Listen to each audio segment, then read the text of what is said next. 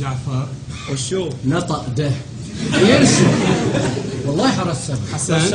إذا بيغلط عليه رسبه. قول له. حسن. جعفر. والله عجيب امركم انتم. تعرفون كل هالاشياء الزين عن ايمان زمانكم، تسوون هالاشياء اللي ما لها داعي. حرام عليكم. من والي اهل البيت عليهم السلام اكون مبتدئ لكم.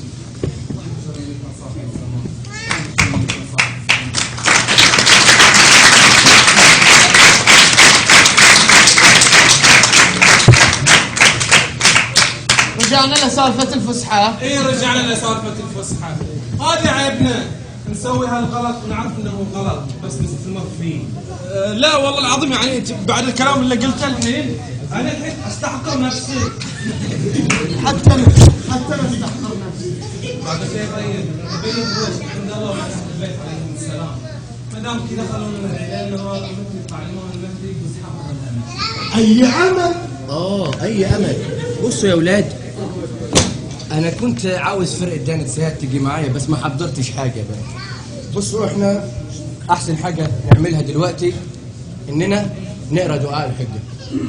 يلا يلا.